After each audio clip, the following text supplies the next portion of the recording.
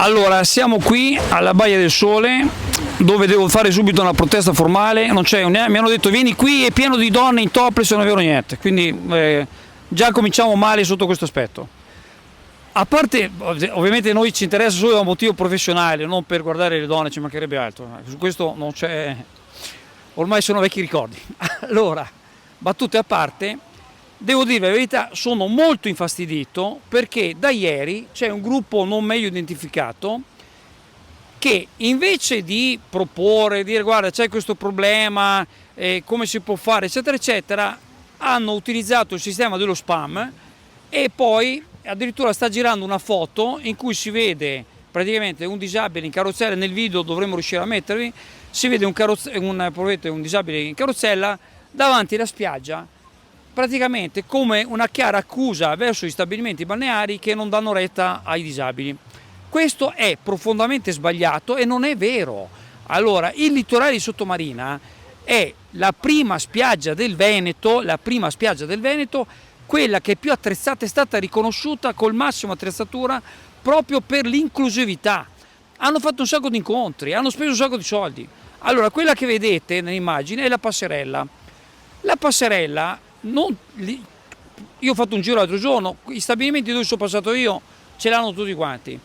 Quando c'è la persona che ha bisogno, e loro la stendono. Tra l'altro loro non la possono stendere oltre la loro concessione, la devono mettere all'interno della concessione, perché fuori dalla concessione ci sono quelli che devono passare, oltre ai mezzi di emergenza, oltre a quelli che passano col carrettino dei gelati, non possono metterla.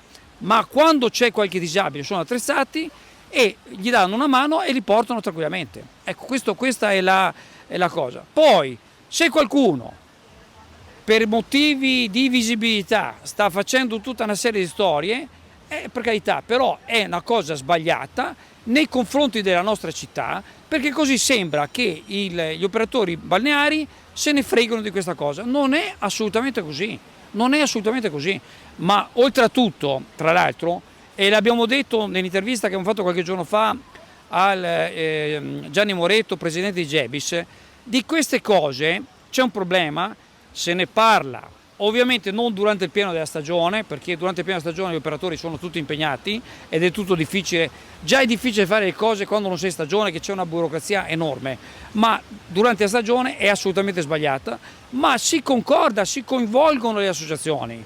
Questi qua prendono, fanno un comunicato, per carità, ovviamente il Consiglio Comunale vuoi che ti vota contro, è chiaro che ti vota a favore, perché chi è contro i disabili? Nessuno è contro i disabili. Tra l'altro, e chiudo perché è anche troppo lunga, questi signori hanno iniziato criticando il sottoscritto perché non andrei a indagare su quelli che mettono le auto nei posti dei disabili, cosa assolutamente falsa, perché prima di tutto, ripeto, non sono lo sceriffo e ci sono persone di cui non riesci a capire se sono disabili o meno. Io non vado a uno a dire ma sei disabile o meno, ci mancherebbe altro.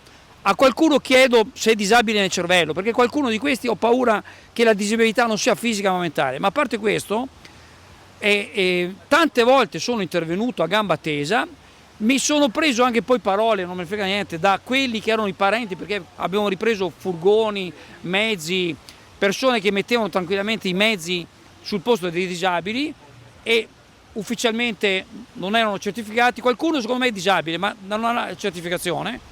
Ecco, allora scusate, diciamo se parlo troppo, se il video è troppo lungo, ma onestamente questa politica di diffamazione, perché questa è una politica di diffamazione nei confronti degli operatori turistici, è sbagliata. C'è un problema, lo si affronta, si sente, si parla, non da uno scalino alla pari, si dice c'è questo problema, come si può fare?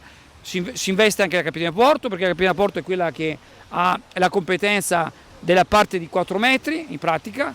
Ecco, tutto questo, scusate, ma veramente certe persone sono incapaci a dialogare.